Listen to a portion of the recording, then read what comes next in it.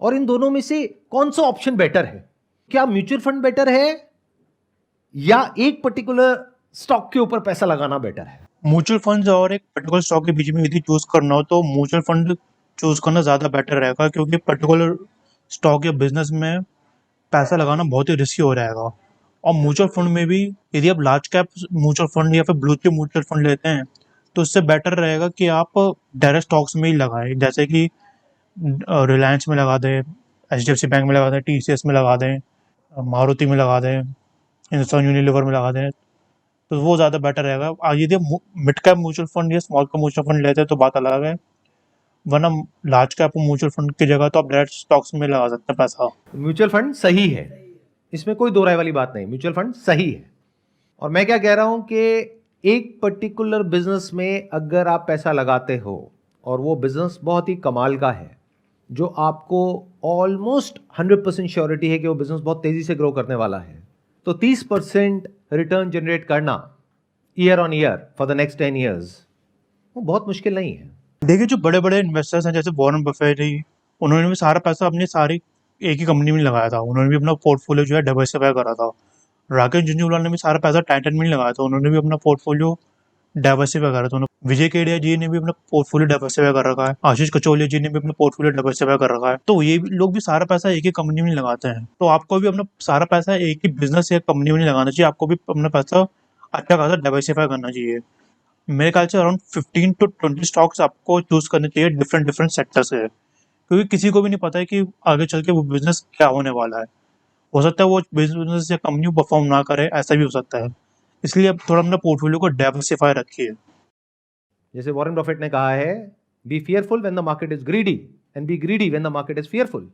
When को हटा दो, वेयर लगा दो। मतलब जहां पर मार्केट बहुत ज्यादा ऑप्टिमिस्टिक है, जैसे कि ईवी सेक्टर, वहां पे मैं बिल्कुल ही पेसिमिस्टिक हूं। और जहां पर मार्केट पेसिमिस्टिक है, यानी बैंकिंग में क्या होने वाला है, वहां पर मैं ऑप्टिमिस्टिक हूं, क्योंकि अभी वैल्यूएशंस रीजनेबल लेवल पर है। लेकिन काफ़ी हद तक बात सही भी है कि जैसे never catch a falling knife and a running train. अब जैसे कि रेलवे स्टॉक्स भाग रहे हैं और डिफेंस के स्टॉक्स भाग रहे हैं, तो अब इनमें बाय करना बेकार है बने। अब यदि इनको बाय करेंगे तो बेवकूफ़ी होगी। जैसे कि अब IFC भाग रहा है, RVNL है, ये भाग रहे हैं, ये सब ऑलरेडी ऑल टाइम हाई पर चल रहे हैं, तो इन्हें बाय करने का ज़्यादा कोई फ़ायदा नहीं है। और डिफेंस में जैसे ये है, तो इन्हें अब बाय करने का कोई फ़ायदा नहीं है। ये भी भाग रहा है तो उसको भी बाय करने का कोई फ़ायदा नहीं है अब।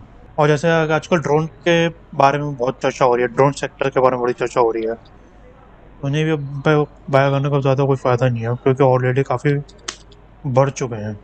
देखो कितना हाई पे है, ऑल टाइम हाई पे ही है। ये देखो कितना हाई पे है, तो अभी इन्हें बाय करने का कोई फ़ायदा नहीं है। जैसे कि BSC है, ये भी भाग रहा है, ये देखो, इन्हें भी बाय करने को कोई फ़ायदा नहीं, क्योंकि अभी बुल रन चल रहा है।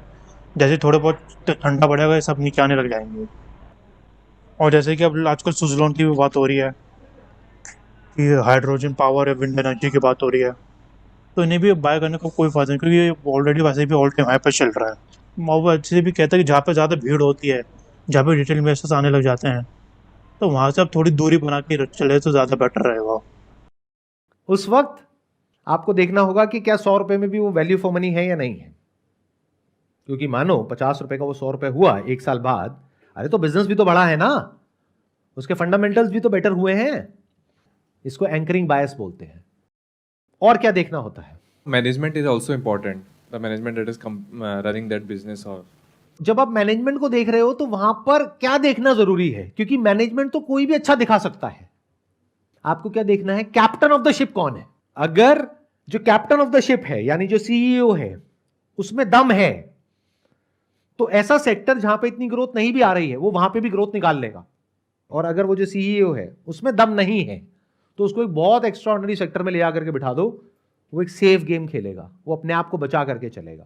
काफ़ी हद तक बात सही भी है, क्योंकि आपने लोगों को बोलते सुना होगा कि always bet on the jockey and not on the horse, कि जो कंपनी जो है वो मजबूत हाथों में होनी चाहिए। कंपनी का मालिक कौन है, कंपनी की मैनेजमेंट कौन है, ये बहुत ज़्यादा इंपॉर्टेंट है। लेकिन मेरा ये मानना है कि आप दोनों पे बैट लगाएं, कि bat on both the horse and jockey, bet on both management and business, क्योंकि कई बार होता है कि बिजनेस जो है कंपनी का अच्छा नहीं चल रहा है लेकिन मैनेजमेंट अच्छी है, और कई बार ऐसा होता है कि मैनेजमेंट अच्छी नहीं है लेकिन कंपनी का बिजनेस अच्छा है। तो ऐसी कंपनी में अपने पैसे लगाएं जिसका मैनेजमेंट भी अच्छी हो और बिजनेस भी अच्छा चल रहा हो। और एक बात आपको बताता हूं, एक है बैंक जिसका की मार्केट कैप है मान लो 5 लाख करोड़, एक है बैंक जिसका मार्केट कैप है 5,000 करोड़, एक है जिसका है 50,000 करोड़। तीनों में से बेटर कौन सा है? ये आपने बोला 5 लाख करोड़। एक पर्टिकुलर साइज पे जाने के बाद में जो फ्लेक्सिबिलिटी है वो कम हो जाती है, जल्दी से वो कोई चेंजेस नहीं कर सकते हैं, क्योंकि उनके छोटे से चेंज से भी एक बहुत बड़ा इंपैक्ट आता है ओवरऑल बिजनेस के ऊपर। तो वो एक बड़े हाथी के जैसा हो गया जो बहुत तेज नहीं भाग सकता है, और जो बहुत छोटा है उसके पास में इतनी स्ट्रेंथ नहीं है, इतनी बैकिंग नहीं है कि वो बहुत तेज भाग सके। तो जब मैं बात कर रहा हूं इतनी बड़ी बेट लेने की, तो मैं ऐसे बैंक पे नहीं ले रहा हूं जो कि 5 लाख करोड़ है जिसकी मार्केट कैप, क्योंकि 5 लाख करोड़ से 50 लाख करोड़ होने की पॉसिबिलिटी बहुत कम है। 5,000 करोड़ पे भी मैं बेट नहीं ले रहा हूं क्योंकि वहां पे रिस्क है। तो I am going with 50,000 crore के आसपास, क्योंकि 50,000 करोड़ से 5 लाख करोड़ पे पहुंचना अगले 10 साल में कोई बड़ी बात नहीं है अगर उस बैंक में दम है तो बैंक में बहुत सारी चीजें देखनी होती है जब बैंकिंग स्टॉक में इन्वेस्ट करना होता है। सही बात है, क्योंकि सारी कंपनीज के रिजल्ट देखना एक तरफ है और बैंक्स के रिजल्ट देखना एक तरफ है। जैसे कि अब नॉर्मल कंपनी है एस्ट्रल, नॉन बैंकिंग कंपनी है, अब इसके जो कैश फ्लो स्टेटमेंट में जो ऑपरेटिंग एक्टिविटी होती है और इन्वेस्टिंग एक्टिविटी और फाइनेंसिंग एक्टिविटी है वो नॉर्मल होती है, लेकिन जब हम बैंक में देखते हैं तो वो थोड़ा डिफरेंट हो जाता है। ये देखो, जो बैंक की जो इन्वेस्टिंग और फाइनेंसिंग एक्टिविटी होती है वो बैंक की नॉर्मल ऑपरेटिंग एक्टिविटी बन जाती है। अब बैंक में हम प्रॉफिट एंड लॉस देखते हुए उसका एनपी वगैरह भी देखना होता है, और उसका जो रेवेन्यू और इंटरेस्ट होता है वो भी डिफरेंट होता है।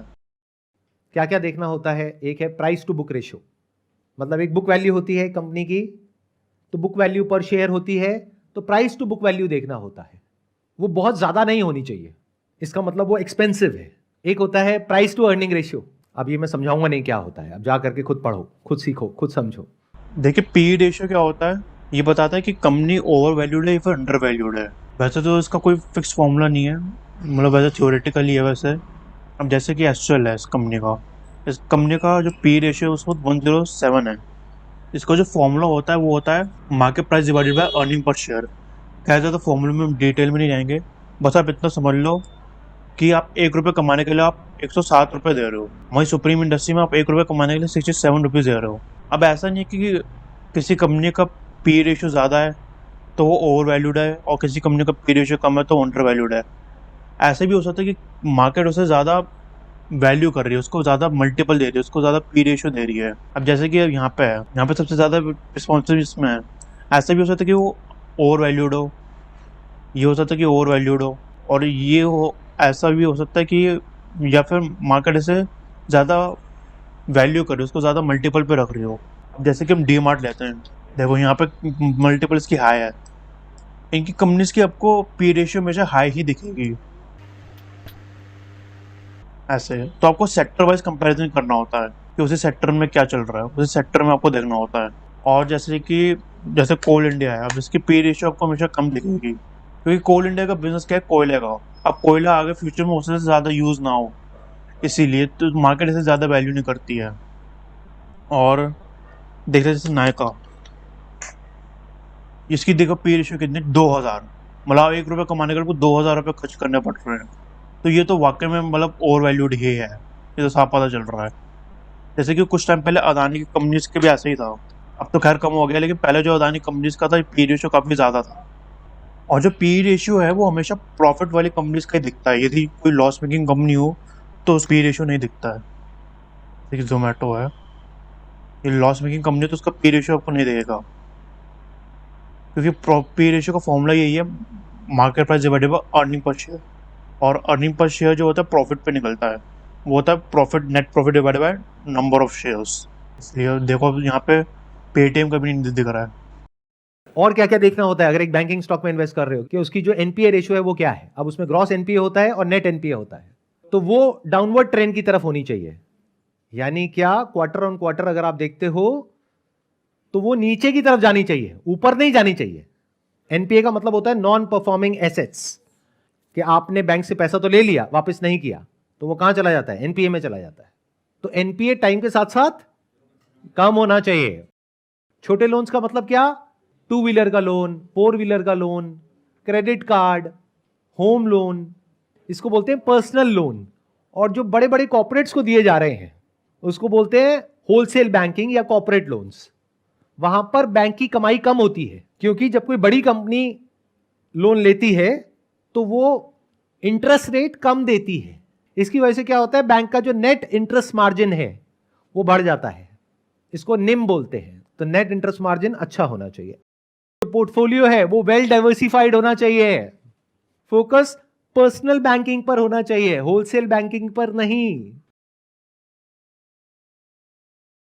वैसे सबसे इंपॉर्टेंट क्या है जो देखनी होती है, जो लोग नहीं देखते हैं बैंकिंग में, वो ये है कि उस बैंक के जो डिपॉजिट्स हैं वो कितनी तेजी से बढ़ रहे हैं। बैंक के लिए सबसे इंपॉर्टेंट यही है, इसको कासा रेशियो बोलते हैं। कासा मतलब current account saving account ratio, that should be around 40%। मतलब क्या कि जो बैंक आगे पैसा दे रही है उसमें से 40% कासा रेशियो का मतलब क्या हुआ कि 40% तो उसके अपने करंट अकाउंट में और सेविंग्स अकाउंट में पड़ा हुआ है। उस पर बैंक को कितना ब्याज देना है? करंट अकाउंट में ऑलमोस्ट 0%, सेविंग अकाउंट में 2-3%, 4%, एफडी में ज्यादा देना होता है 7%। तो जो टोटल डिपॉजिट्स हैं बैंक के, that must grow at a very good rate. In fact that must grow at a faster rate than जितनी की उसकी लोन बुक ग्रो कर रही है। तो बस फिलहाल का इस वीडियो में इतना ही। जो भी संदीप महेश्वरी जी ने टर्म्स बताई थी मैंने उनको काफ़ी सिंप्लीफाई करने की कोशिश करी है, और ये भी बताने की कोशिश करी है कि आप उन्हें कैसे देख सकते हो। यदि आपको वीडियो पसंद आती है उसको लाइक कर दे और चैनल को सब्सक्राइब कर दे। तब तक के लिए मैं मिलता हूँ आपको अगली वीडियो में।